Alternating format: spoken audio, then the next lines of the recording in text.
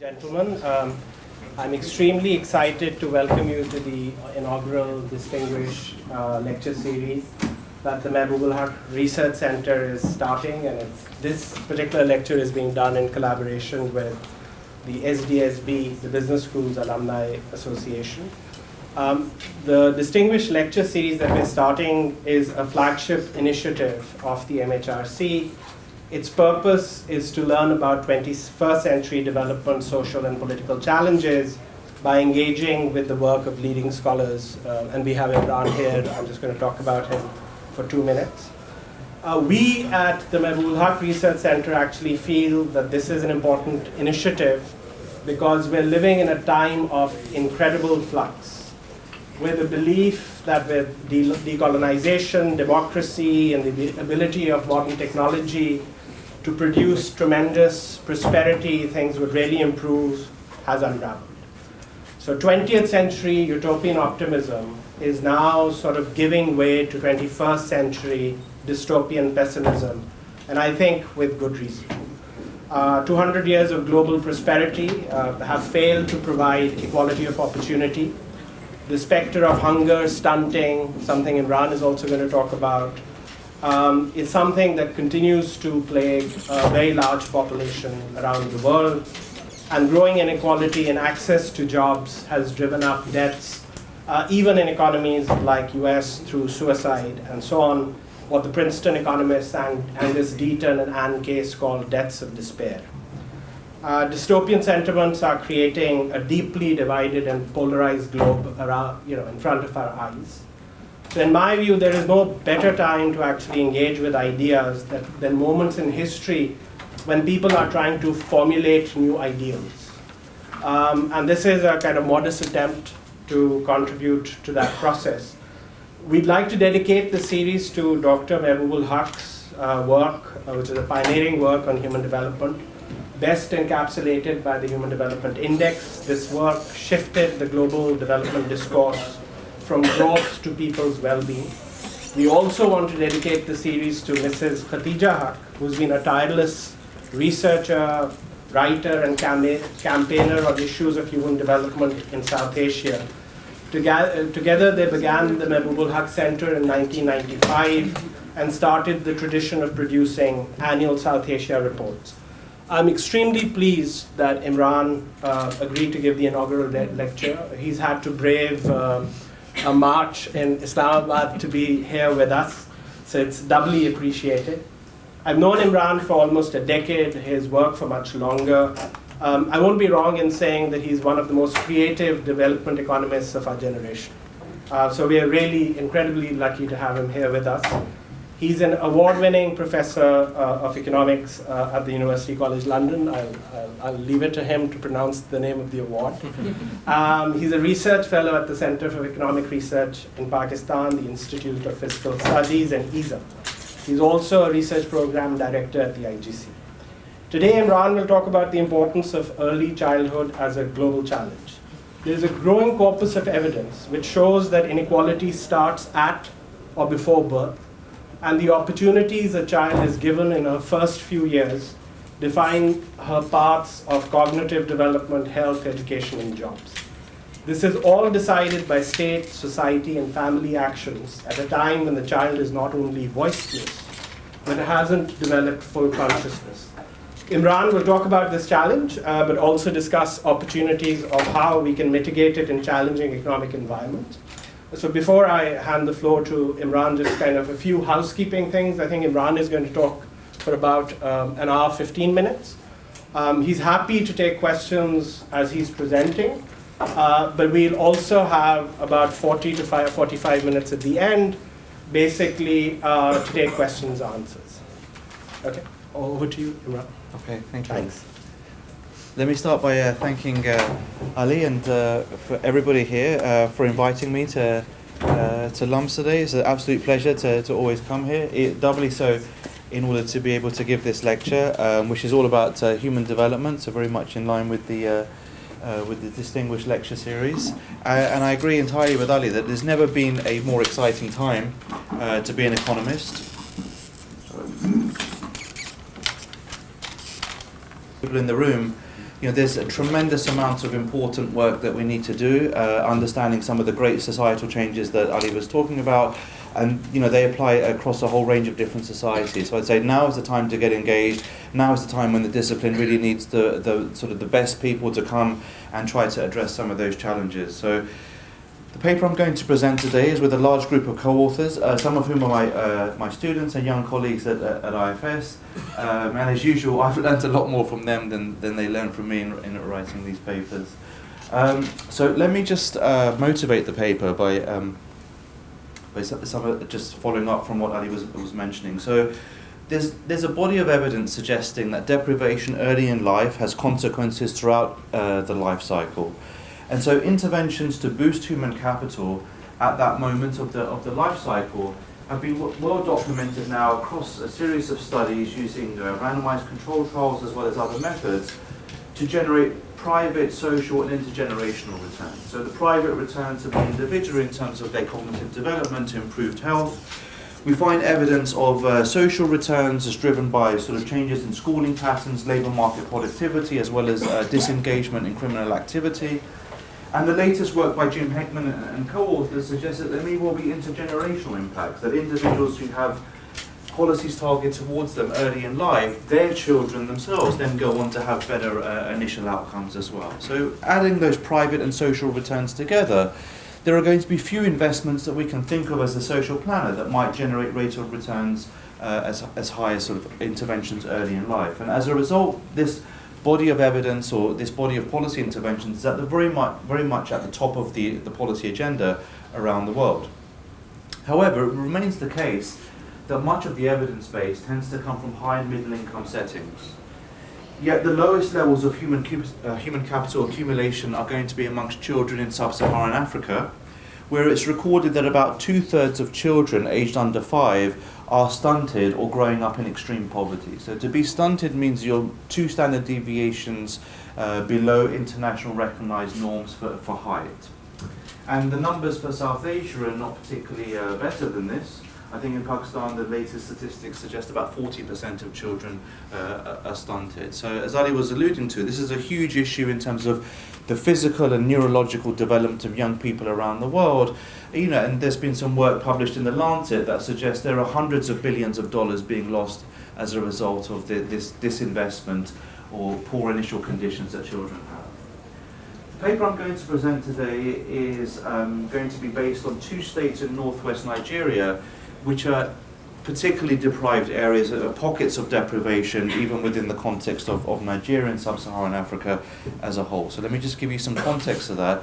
Nigeria is the country which has the highest number of absolute individuals residing in extreme poverty, so residing on less than $1.9 per day per person. So despite other countries such as India having obviously larger populations, Nigeria is a part of the world which has an intense concentration of extreme poverty. It's a society which is generally, on average, quite well off compared to some of these other countries, but there's huge variation in the quality of living standards, no more so than in northwest Nigeria, which is one of these pockets of extreme deprivation that we'll be studying early childhood development within.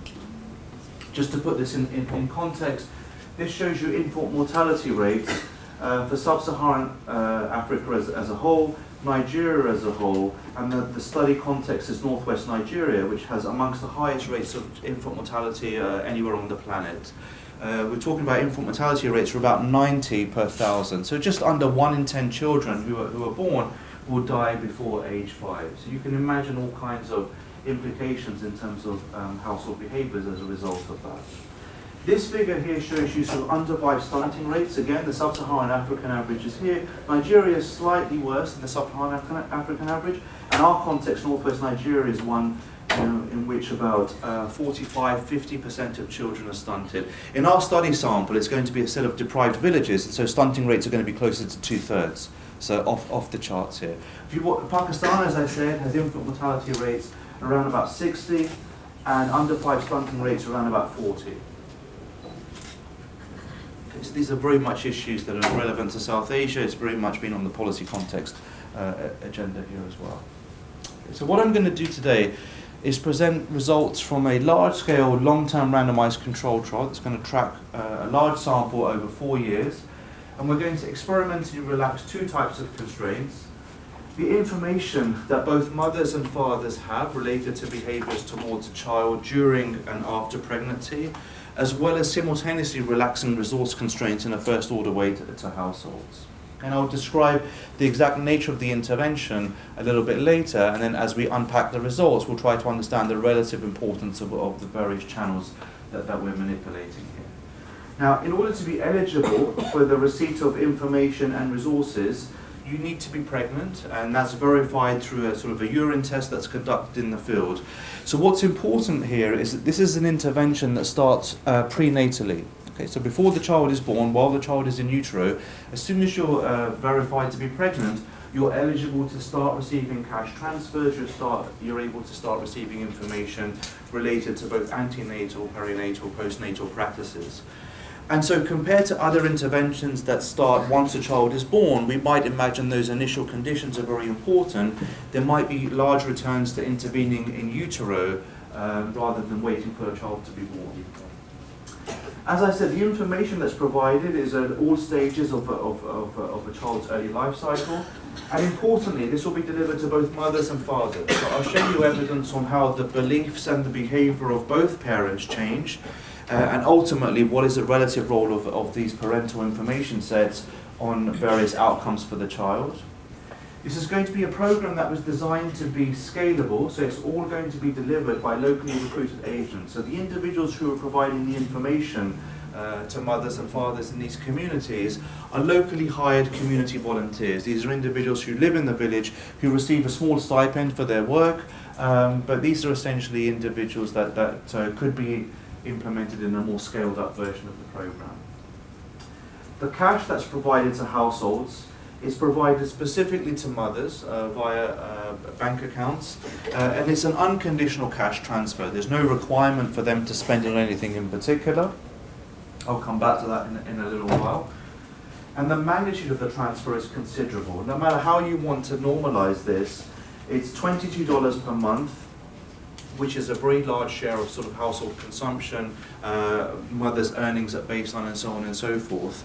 And this lasts from the moment the child is identified in utero, so from the moment you can verify your pregnancy, and you get that amount per month from that point up until the child is 24 months old. So essentially covering the first 1,000 days of life, which in the medical literature has been argued to be a critical period over which to intervene. So potentially you can receive these this flow of resources for 24 months plus however long in utero you're identified, whichever months of the pregnancy you're identified to be pregnant. As I said, this is delivered to mothers, and you're eligible to receive those cash transfers for one pregnancy. Okay? And we'll be tracking impacts on that pregnancy, and I'll also look at impacts on other children a little bit later. Okay, to give you a sense of the type of information and mechanisms by which the information is provided, these are the sort of 8 key informational components that are provided to households. And as I said, they're split between behaviours prenatally, perinatally, and postnatally. So for example, parents are encouraged to attend antenatal care. Mothers are encouraged to eat more during pregnancy. And the reason for that is that some of the later behaviours that will be encouraged, such as breastfeeding, will be nutritionally quite demanding on mothers, and so we don't want to have detrimental impacts on the anthropometrics of mothers, and so it's recognised to try to make sure that mothers are nutritionally themselves supporting themselves in order to behave in those ways a little bit later. So then the advice very much focuses on international guidelines that, for example, as soon as a child is born, you should start breastfeeding that child. And you should breastfeed that child exclusively for the first 6 months of life before transitioning onto various types of food, and then you're given information about what might be optimal complementary feeding practices that are provided. There's also some information that's provided and encouragement to think about health and sanitation related issues, as well as sort of changes in diet. These information messages are delivered by group meetings in villages, as well as through food demonstrations and through the provision of SMS messages on people's phones. And these are the types of instructional material that are shown to mothers. Not everybody here is going to be literate, the majority of people are going to be illiterate, encouraging them to attend antenatal care, to breastfeed, to use sanitary practices, and to feed children sort of nutritionally. So very, very low-hanging fruit in a sense. This is not complicated information that's provided, and I'll describe how this information campaign was designed and how it was tailored to this context in a few slides' time. Okay. So the data that we've collected is going to be a 4-year panel tracking about 5,000 women as well as their husbands over 4 years in 200 villages in northwest Nigeria. The sample of women is going to be split between two types of women. The first group, which is going to be the focus of the paper today, are those women who identify to be pregnant at baseline. Okay, so at baseline, they're immediately eligible for the program. And so essentially what I'm going to do is track those women for the course of today's paper. There's another group of women in our study, who I'm not going to use for any of the analysis, who are women who are not pregnant at baseline, but we predict will become pregnant over the 4 years of the intervention. Okay, so for the women that I'm going to focus on, those who are pregnant at baseline, there's no issues about endogenous selection into pregnancy as a result of the program. And so to answer those types of questions, that's why we collected the second sample. So if you invite me back in a year's time, I can tell you more about the endogenous selection of women into pregnancy as a result of the programs being started. So do you induce more births or different timing of births if we have these programs in place?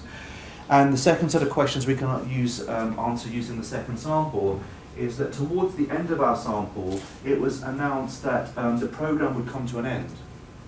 So amongst those mothers who hadn't become pregnant at that point, do you have a sort of spike in pregnancy induced by people knowing the program is going to end? Okay, so those issues of somewhat unintended consequences of the program, I'm not going to discuss today. That's for another sample, another data set. I'm going to focus on a sample in which those issues of self-selection are not relevant because these women are already pregnant, they haven't chosen to become eligible for the program, and so we'll be tracking their outcomes over time. Throughout the study, I'm going to refer to 3 different types of children. Okay, the first child is going to be what I refer to as the new child. This is the child that was in utero at baseline, and so we won't have many outcomes for them obviously at utero. We'll just know which month of the pregnancy they were in, but then we're going to track outcomes for that child at midline, 2 years later, and at endline, 4 years later. So we'll have about 3,700 children from these women that we can track over that 4-year time period. So we'll be tracking them really from in utero to look at the impacts of this program 2 years out, 4 years out. So long after the 1,000-day window, we have 2 data points, so we can start looking at whether the effects seem to die out over time, are sustained, or increase over time. So to look at some of the dynamics here as well. The second group of children I'm going to refer to as the old child.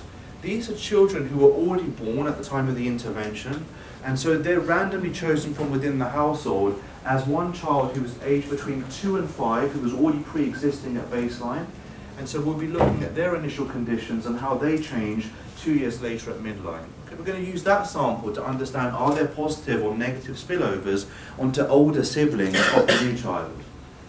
Okay, so if we give mothers information about various stages of pregnancy and child feeding, do we find improved behaviours towards older children? Are there positive externalities towards the older sibling of the child? And the final child that we're going to try to track is the one that we refer to as the end child, which is the child that's born after the new child. So it may be the case that women have 2 children born within this 4-year window, and so the end child is going to be the younger sibling of the new child. So we'll look at sort of whether there are contemporaneous externalities to the new child and intertemporal externalities that extend over time to the end child. Okay, so here we have a smaller sample, 2,700, because not all the women become pregnant twice. And once we're looking at the end child, remember the money that's been received is only for the new child pregnancy. There's no money that's been received for the second pregnancy. But information doesn't necessarily decay, so parents can still act on the information they've received for the new child in terms of how they're behaving towards both the old child as well as the end child. Ali, you had a question? So there's 3,700 old child. That means that this is at least the second, this is at least the second child for almost everybody in the sample. Yeah. Everybody has a previous child. Yeah, you're going to see some pretty shocking statistics, but women in our sample are on age 25.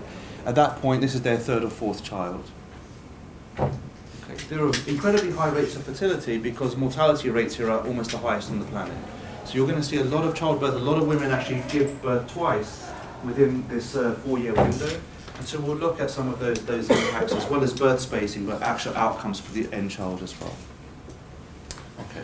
So as I said, the split between the pregnant versus non-pregnant sample here is really one designed so we can look at endogenous fertility responses, which is not in this paper, that'll be in the next paper. But we've collected information on multiple children to look at within household spillovers and the persistence of some of these effects, or whether they die out by the time you get to the second child. And the final class of information that we have is community and market surveys to collect information about prices of various food items, as well as the supply of health services locally, and we collected that at baseline, midline and endline, and we're going to use those in the paper to look at general equilibrium effects of the program. Okay, and it just dawned on me about a week ago that I think those results are probably some of the most important results that we find, especially in the context of the Nobel Prize that was announced recently. I'm not going to show you those results today, but I'm happy to talk about them in sort of the Q&A afterwards. I think there's some really interesting stuff we find there. But that was all sort of factored into how we designed our data collection. Okay. And just to reiterate, we're going to be surveying both women, and we'll also have impacts on their husbands. Okay, so we'll look at the knowledge of husbands and other responses of husbands and compare them to their wives, ultimately to understand, does it matter whether we're targeting husbands as well in this context?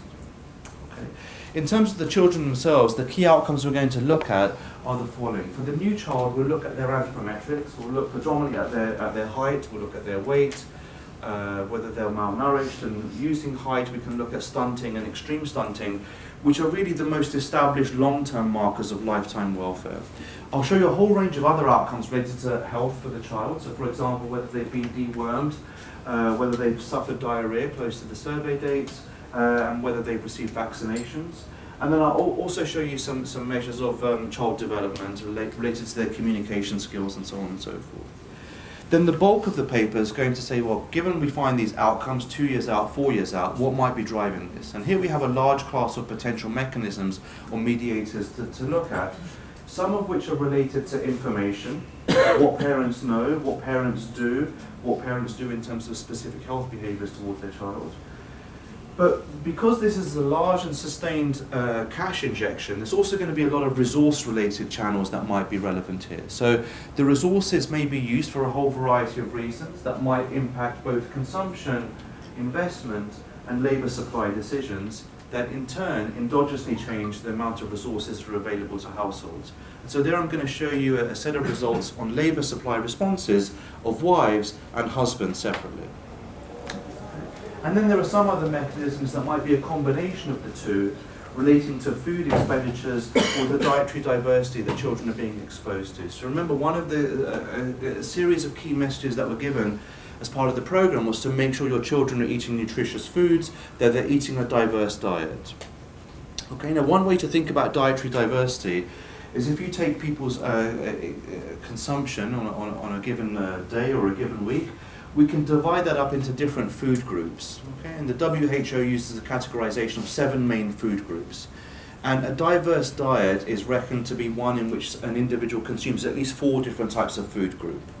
Okay? The next figure I'm going to show you is just purely for motivation, but I think it highlights really starkly that there are both information and resource constraints that are first order in this setting. So, following up on Ali's question, I mean, you don't have any moms pregnant for the first time.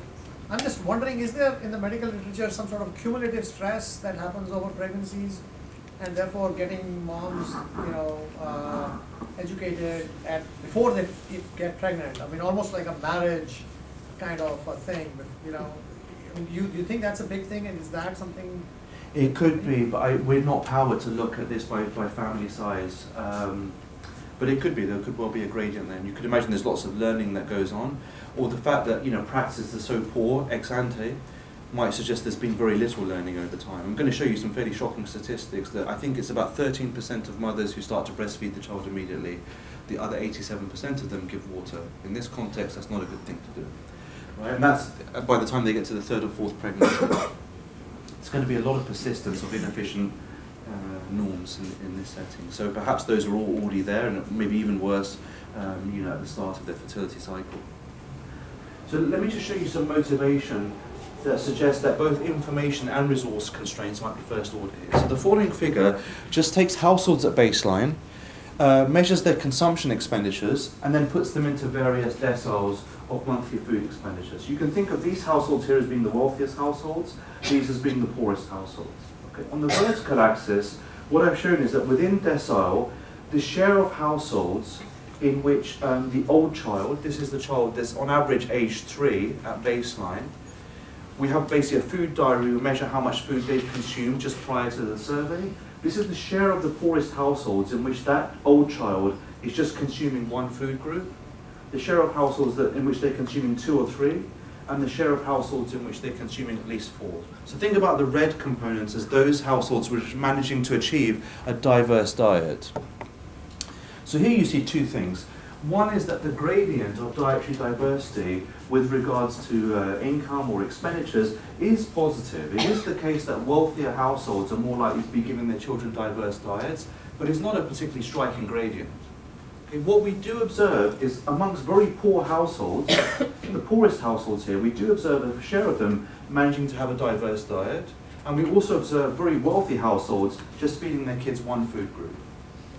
It's not just a matter of resources, there's also a key role here for information. Holding constant the amount of resources you could have a big reallocation of resources, of exactly what you're consuming to improve dietary diversity here.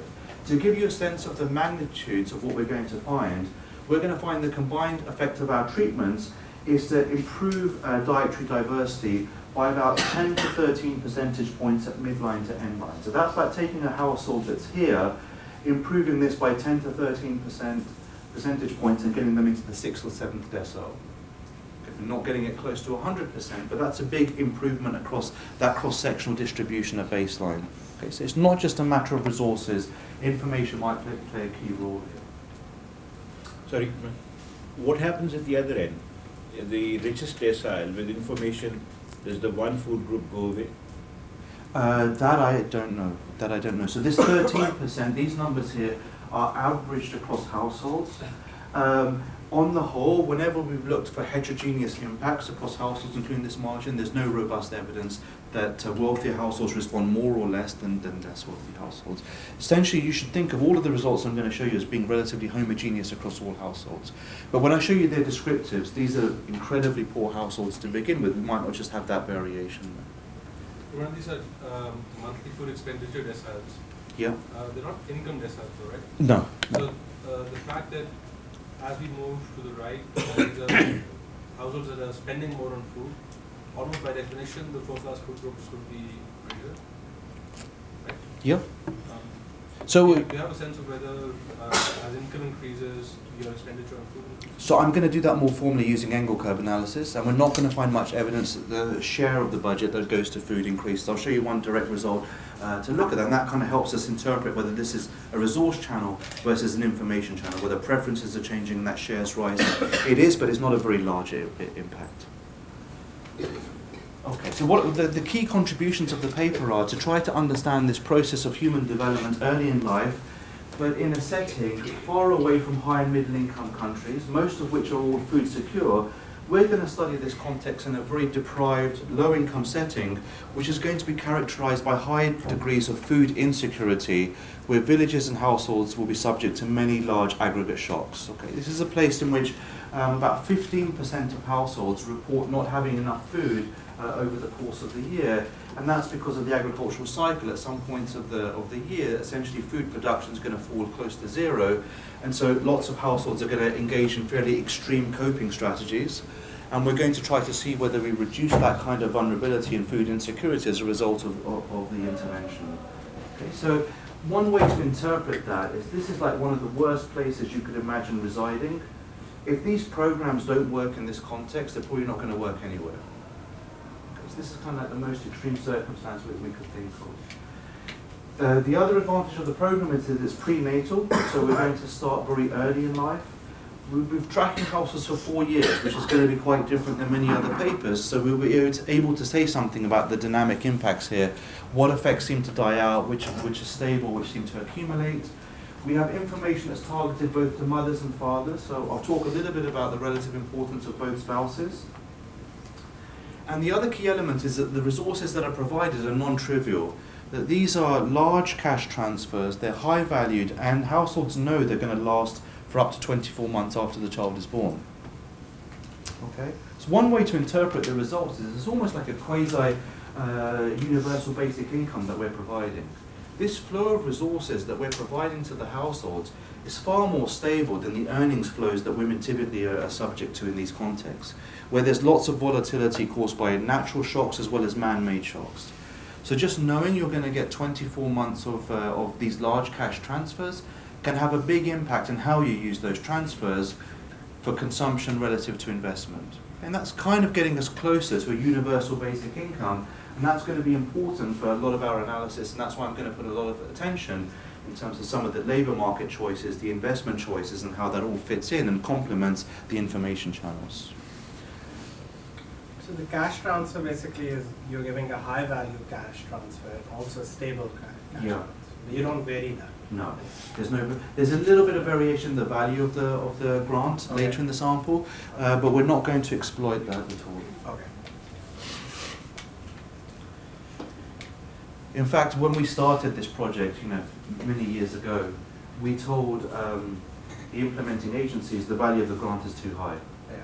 We told them you're going to induce lots of perverse fertility responses. Everybody's going to become pregnant in order to get this cash because it's kind of like winning the lottery, and that's why we collected the other sample. Turns out that's not the case. Okay. Turns out that's not the case. You don't induce a differential timing of fertility responses. Let me just give you some basic descriptive statistics of what our sample looks like at baseline. So these are village characteristics. Okay, starting with village characteristics, these are our control groups. We have 2 treatment groups, but just ignore that. Just focus in on sort of the levels in the control group. The samples are pretty well balanced. Here you can see whether a village has experienced a natural shock in the past year, whether there's been a flood or some kind of crop failure. 80% of villages at baseline have experienced such an aggregate shock, and 35% of them experience some kind of man-made shock, whether that's sort of a terrorist attack or mass kidnappings or some other violence or curfew. This is an incredibly volatile part of Nigeria. Okay? Now, in terms of households, at baseline, the average household size is 7.7, 2 spouses and about 5 children. Right? So we're talking about the 5th or 6th pregnancy is actually even higher than I referred to. Monthly food expenditures are about $85. Okay? So remember, the value of the unconditional cash transfer is about a quarter of that. And the share of expenditures on food is just under 40%, and I'll show you how that share changes with treatment. Okay, 70% of households reside in extreme poverty here, and 16% of households report being food insecure. So at some point in the year, they didn't have enough food to eat. Okay, that's in terms of village and household characteristics. And then if we focus on the characteristics of our mothers, so on average they're age 25, so remember they have 5 children at age 25. Only 18% have ever attended school. They have very, very low levels of human capital, as you might expect. But more importantly, I'll show you they have very low levels of knowledge related to child rearing, even though they're some way through their fertility cycle here. About 50% of our couples are in polygamous relationships. We don't find any difference in responses between monogamous and polygamous households here. This is sub-Saharan Africa, so female labour force participation rates tend to be pretty high. So on the extensive margin, about 74% of women are working at baseline, and their monthly earnings are about $25, just almost the same value as the unconditional cash transfer. Okay, so I'll look at how those margins change with the intervention. And what are women doing here if they're working? The modal category of employment is looking after livestock and selling livestock produce. I'm just going to plant that thought into your mind, and that's going to play a key role in understanding the results a little bit later. For their husbands, as is usual in sort of this part of West Africa, husbands are much older than their wives. 50% of these are polygamous relationships. We're talking about typically the second or third wife here. They also have very low levels of human capital. They're more likely to work, and their monthly earnings are about $160 per month. Who is farming the household land. Okay, so when I'll show you the results on labour market outcomes, the money flows into women, and we'll look at whether they change their activities and whether there are spillover effects onto their husbands, whether they transfer any of the resources onto the husbands, or whether women keep all of the resources here. Just as a precursor to that, this is a context in which women have tremendously high bargaining power in these households, actually. And so we're not going to see much leakage between women and the impacts on husbands' labour supply. Sorry, just a small question. In terms of measurement, you say total monthly earnings for impaneled husbands. Yep. If they're doing predominantly agricultural work, isn't that seasonal?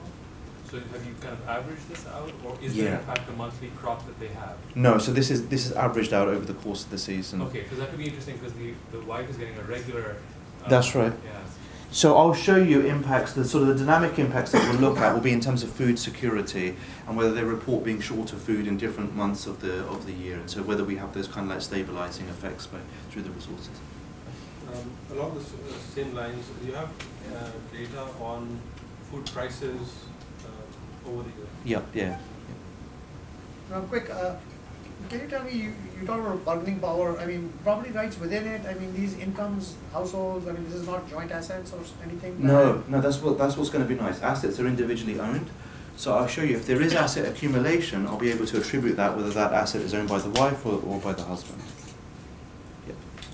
Just wondering, in terms of how the household was defined, how common is it for households to be polygamous in this region?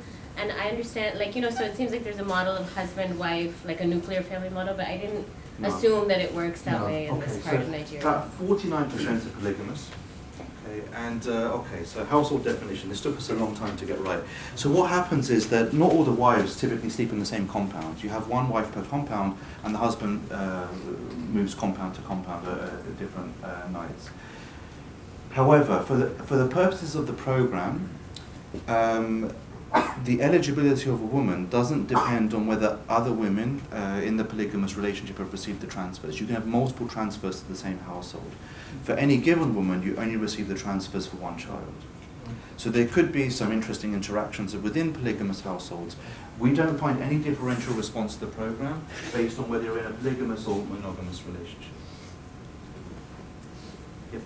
Just to understand, the farming household land is also owned by the polygamous household land. That's and the earning is for the husband for all months, For- divided amongst That's the husband's earnings on the land that he's working. total. Yes. Yep.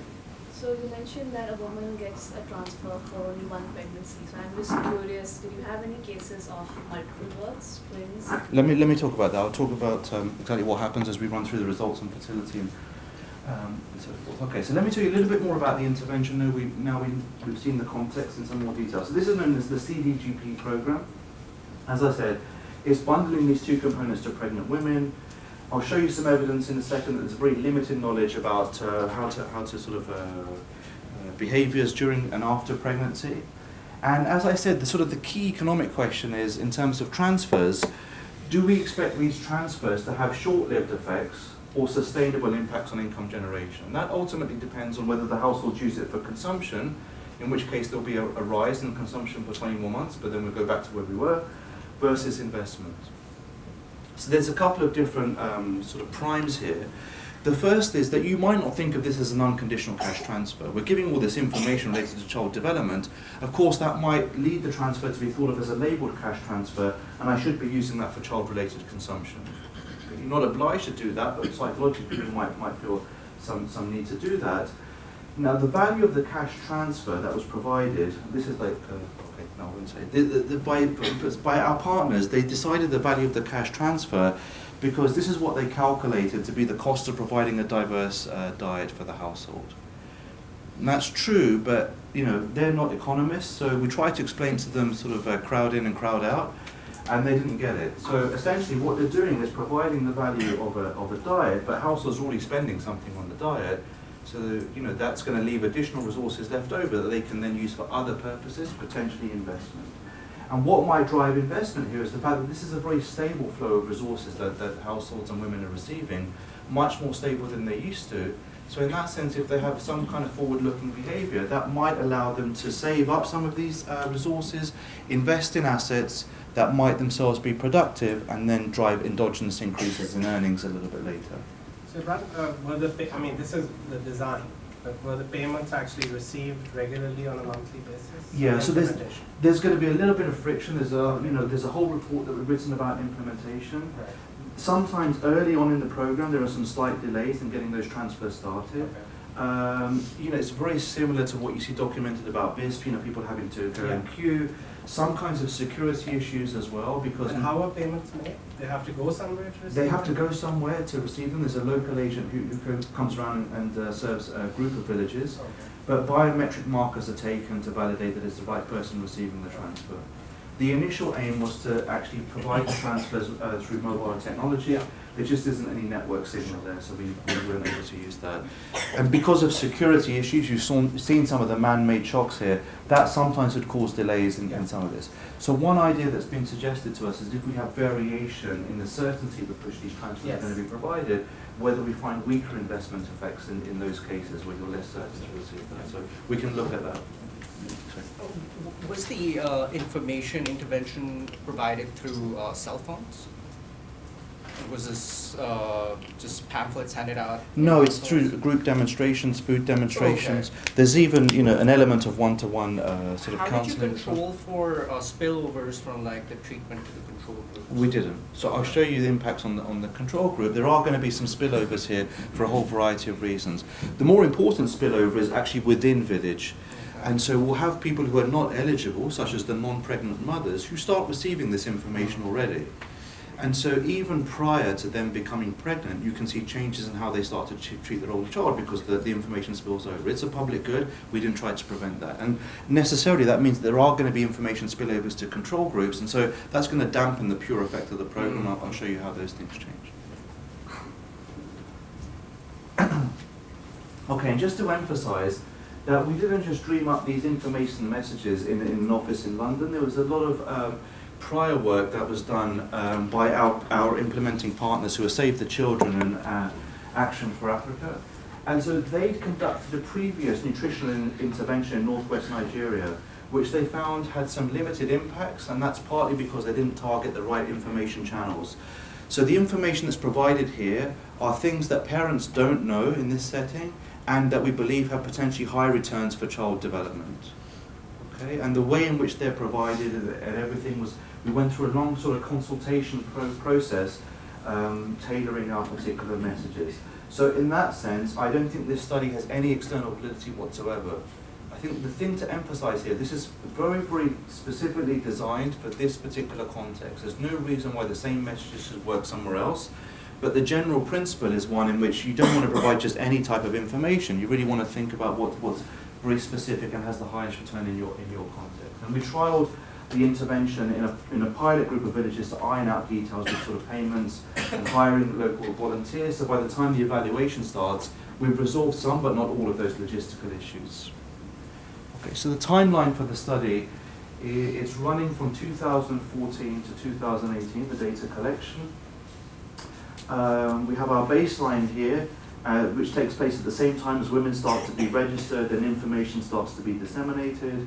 We have our midline 2 years later, our endline 4 years later. 2 points to note. First of all, as I mentioned before, towards the end of our sample, it was announced that the program was going to end.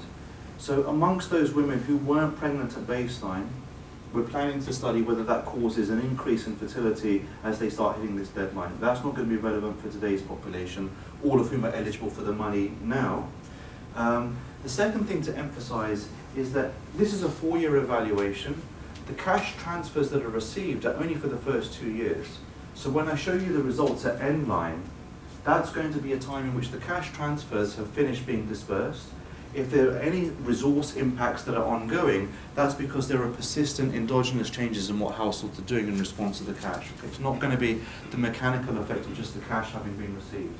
The other point to notice is that this figure here, just at the bottom, just shows you the 4 seasons in northwest Nigeria. And 2 of these seasons are referred to as lean seasons when there's a dramatic fall in agricultural production, the availability of food. And it's during those months where households have to resort to fairly extreme coping strategies. Because this lean season lasts more than 3 months, 100% of our children have some stage of their pregnancy during the lean season.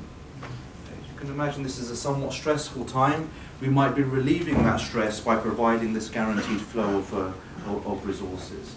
Our surveys sometimes take place in the lean season, but not differentially between treatment and control. But I'll show you the results on how the program impacts households' food security and coping strategies at different points of the year when we look at these sort of dynamics within a year. Okay. And so in order to roll out the program, there's a 1-week mobilization period where communities are involved, they're told about the program. It's very much thought of, let's not try to prevent these spillovers, let's get everybody involved, because there are going to be some key influential individuals who might help change some of these social norms and information practices. To be eligible, you need to be residents in a treated village and you need to be pregnant. And as I said, thumbprints are taken for later verification. These issues I've discussed before in terms of polygamous households. If the mother dies during pregnancy, then those payments are still given, but to another female caregiver of the child. And if the child dies, then the household remains eligible for the transfers of one other child. There's going to be a small incidence of that in our sample. Okay. We actually have 2 different treatment arms in our study.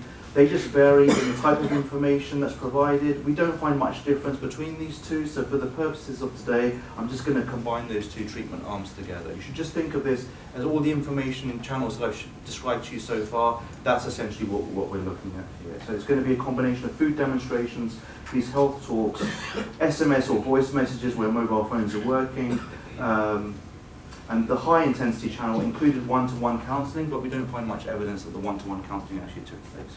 So I will just pull these 2 for today.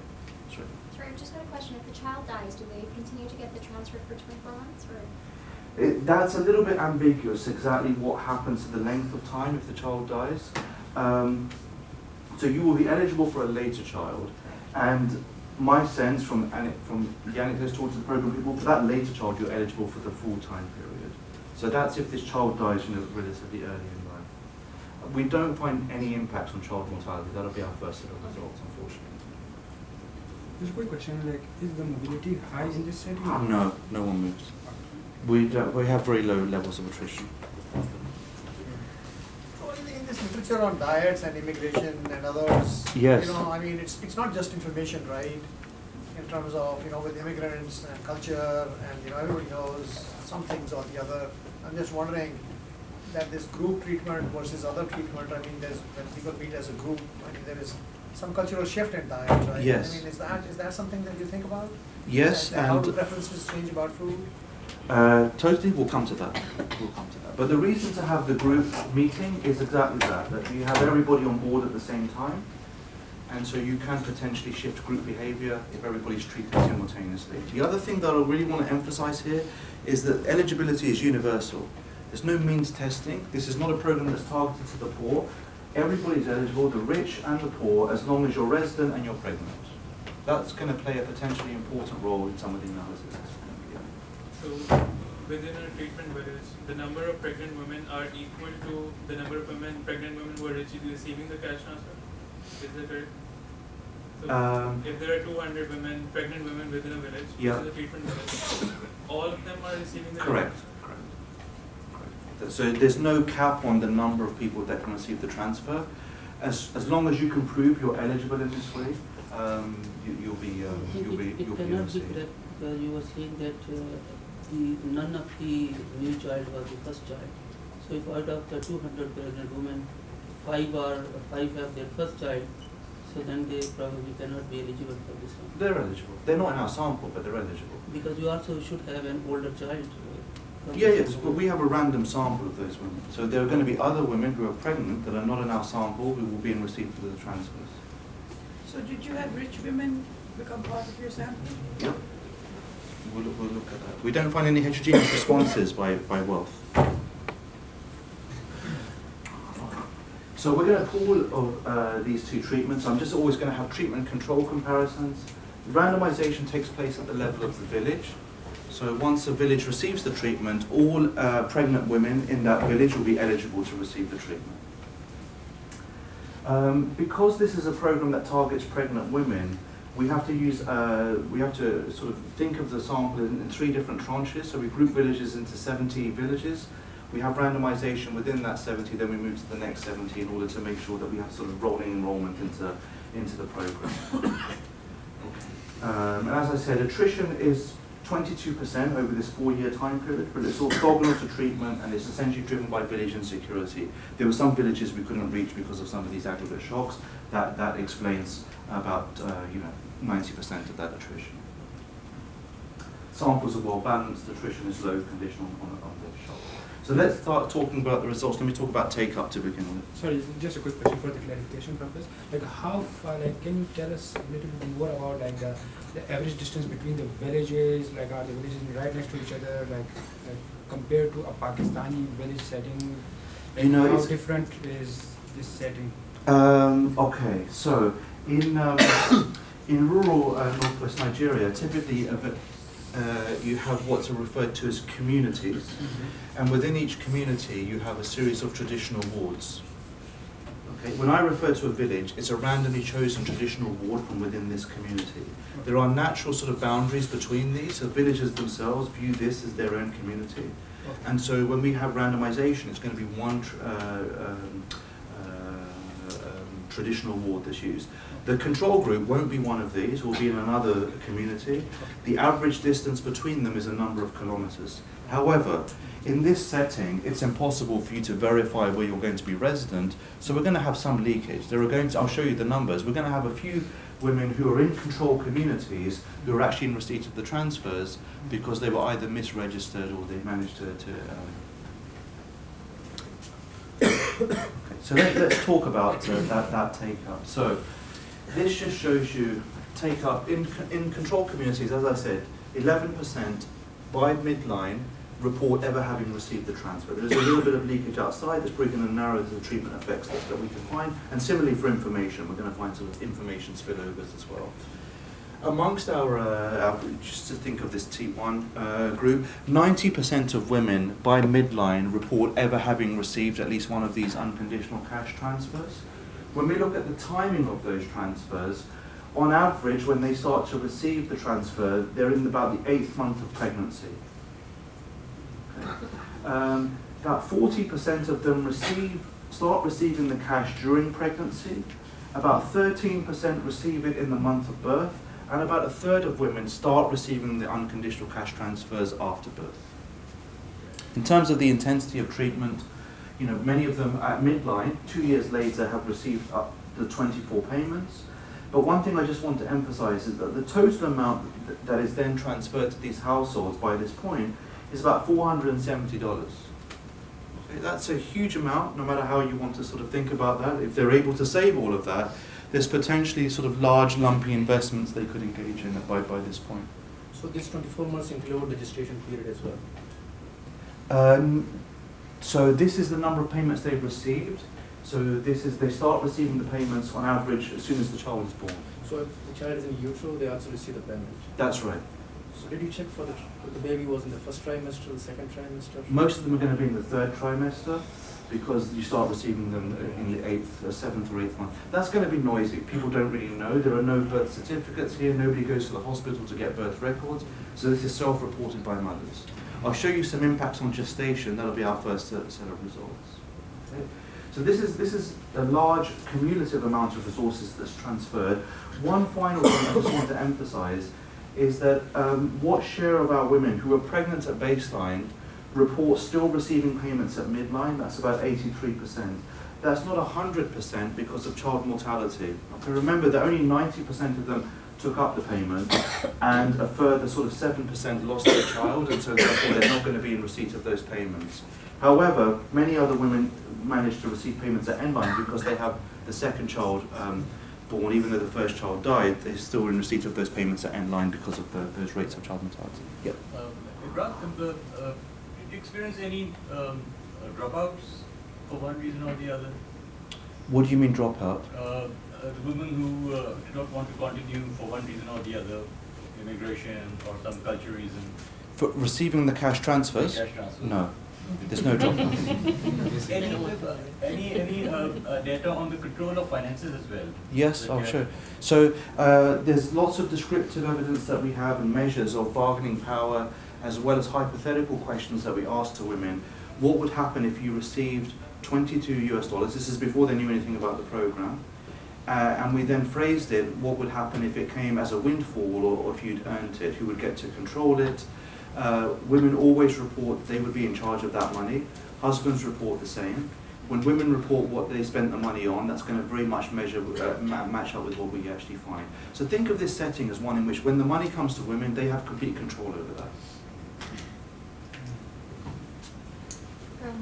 I'm just wondering, so you have this intervention, is this a pilot study or is this something that is going to be sustained eventually in some form? So this has now been scaled up to, I think, 60,000 households. My question is the expectation that the women are constantly going to be under benefits or being provided with benefits, or are they supposed to... You get the transfers for one pregnancy. Okay, so this is something like the UK system in which families are constantly going to be given benefits. No, you get the transfer for one pregnancy. All women will be getting transfers for one pregnancy. So we'll look at whether there are persistent impacts on the next child that's born, even though you're not in receipt of those transfers. What is persisting is the information. What is persisting is any endogenous changes in your behavior that lead to earnings to change. Bro, what's the reason for the heterogeneity in the timing of the first transfer? Partly because women identify themselves being pregnant at different times, okay. And partly because of supply side, setting up their registration. I realise that there's a market for urine in northwest Nigeria as well. There's lots of potential leakage, and so we had to make some adjustments to make sure that the right people were being identified as being pregnant. And you'll see there is some slippage here. There's inevitably some people in the control group are being treated.